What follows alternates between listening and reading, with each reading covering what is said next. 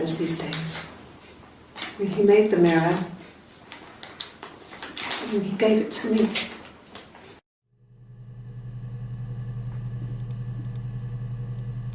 No, I've had enough coffee for today, thanks. Glass of water.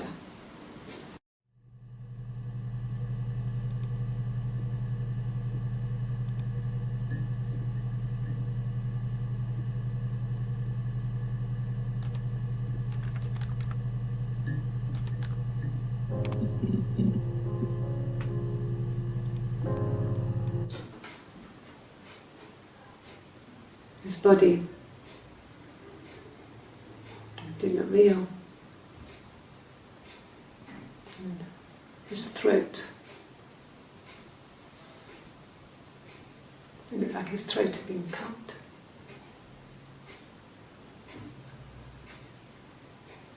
And I didn't see his glasses. There's these thick glasses.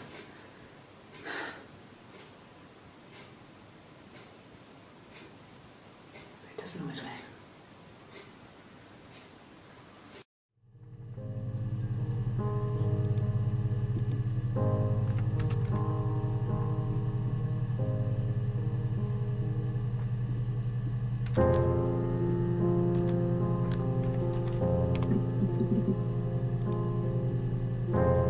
No, he doesn't keep a diary. That's my thing. I've kept one, well, as long as I can remember, since I was a girl. It helps make sense of my day. And when you're forced to put something into words, it just gives you perspective. Everyone's on the same page.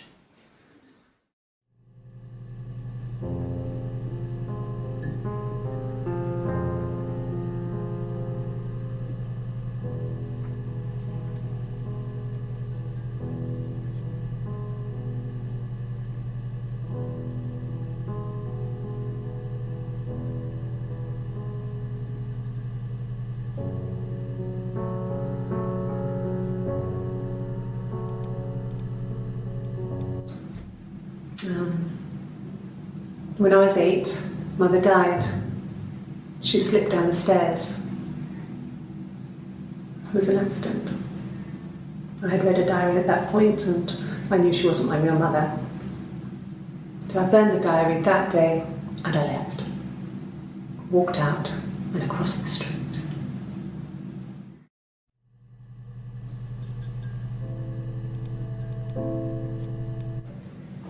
It just became our way of life.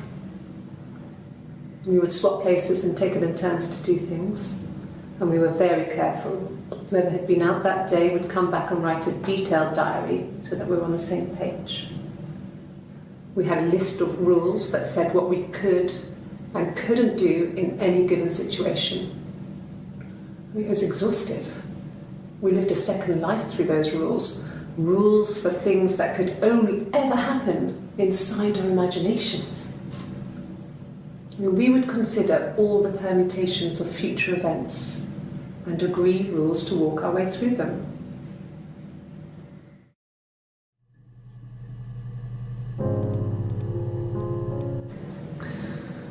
Florence was a warm, kind person, but she was broken, I guess.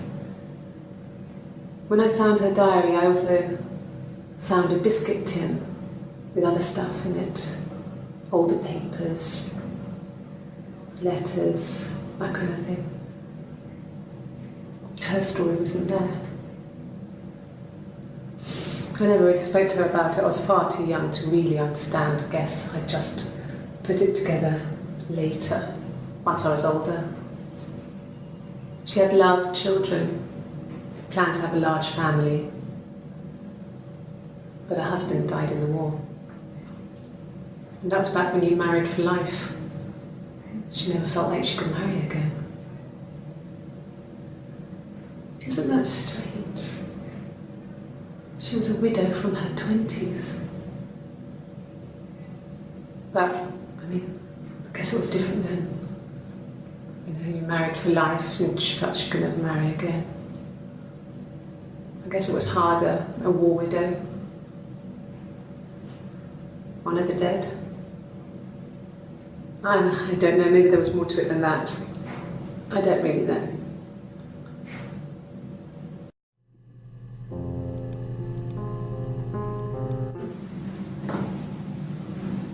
Across the road, where my parents first lived there, was a midwife called Florence.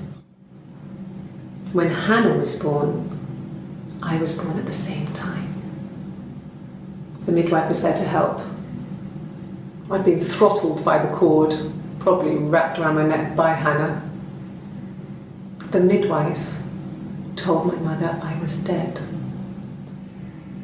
but I wasn't. She wrote all this stuff in a diary. Amazing what people will admit to on paper.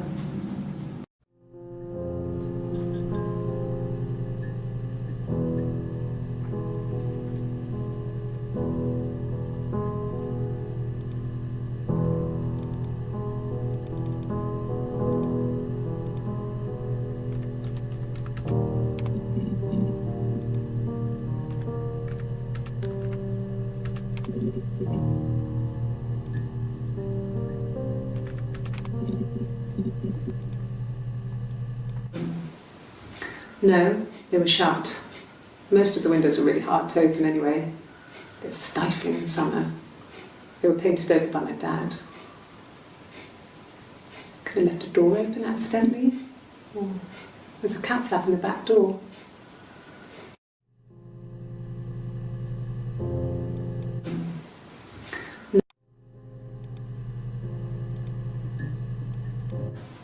No cat. My parents had a cat before they died called Domino. It was this little black thing with white dots.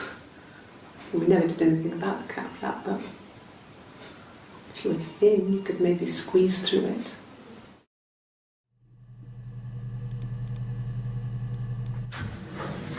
When we weren't together, we'd send secret messages by tapping out a code that we'd learned from a book, the knock code. Something prisoners of war would use. We'd tap them out on radiator pipes or the attic floor.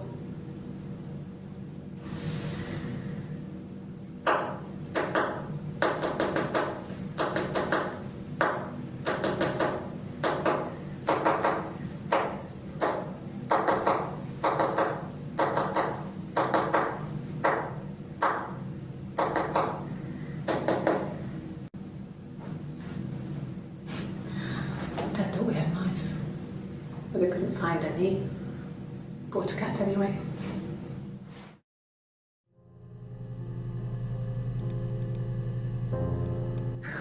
We loved our cat, Domino. He had this little bell around his neck to stop him from killing birds in the garden. And we used to write each other notes and put them in the bell, and we could send them to each other. Mum found some of the notes once, and she thought I was just writing to myself because our handwriting was identical. And we had our own words for things, so she didn't quite understand them anyway.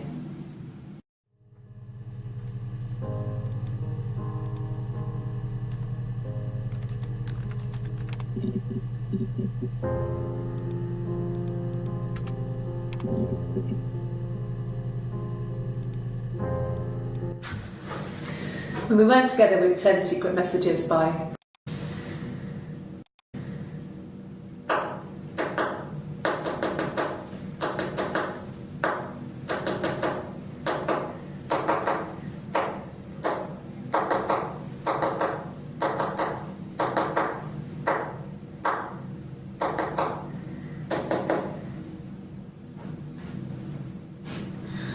Dad thought we had mice.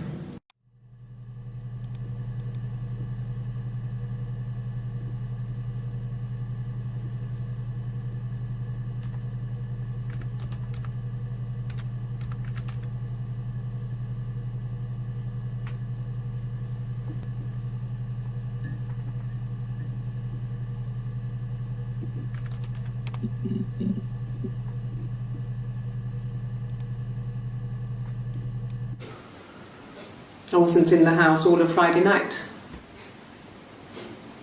After the argument, after Simon left, I left too. I was upset and I wanted to get away. So I took the car.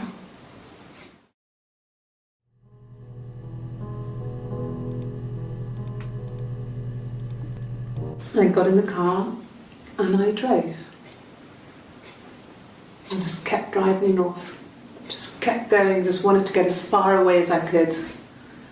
When I finally stopped, I was all the way up in Glasgow.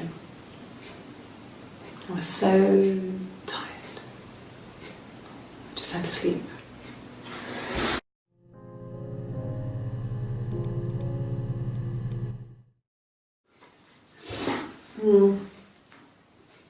I left the next day, Saturday. I slept for a few hours in the car. And when I woke up, I came straight back. Simon wasn't returning my calls and I wanted to try and make up. I got back to the house and Simon wasn't there. And excuse me. Is there a bin?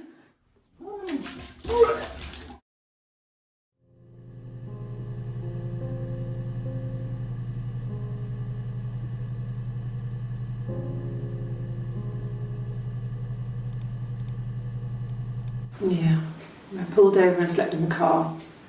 This was just by the side of the road. I was exhausted.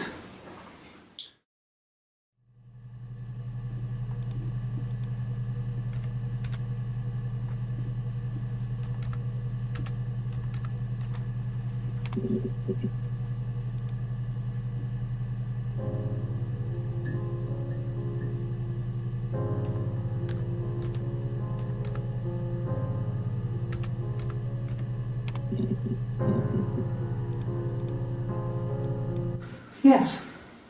I got to Glasgow, I was exhausted, so I pulled over and slept in the car. I woke up because a rubbish truck went past.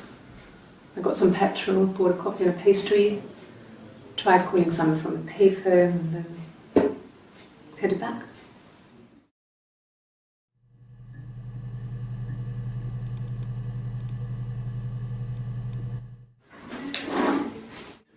Yeah, that's Simon's watch. It was a gift from Eric. He got it this year. It was a wedding anniversary gift. Steel. It would have been Diane who chose it. She has really nice taste. That time, it must eliminate me. I was in Glasgow then.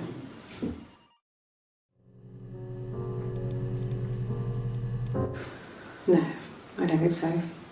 Glasgow was deserted that early in the morning.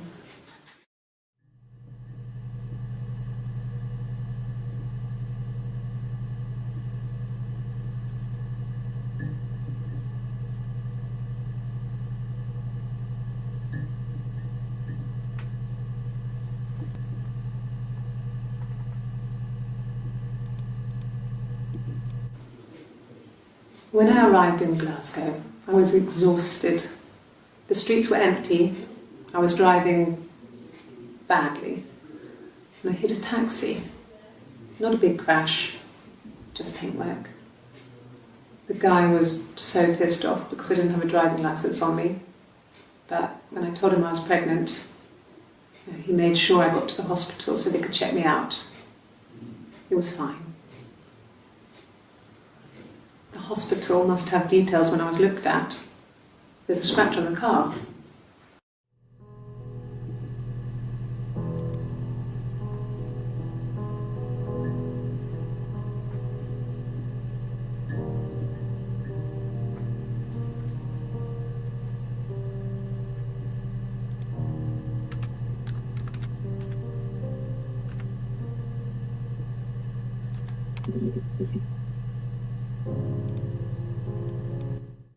Okay?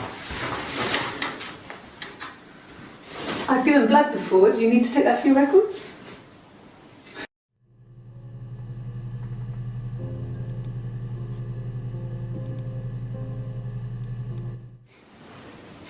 Nothing like this has ever happened to me before. The blood. It's probably the worst thing that's ever happened to me.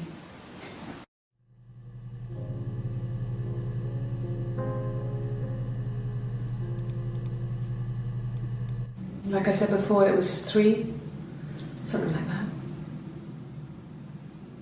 I walked in, saw Simon. He was on the floor of the living room. His throat had been cut. There was a lot of blood.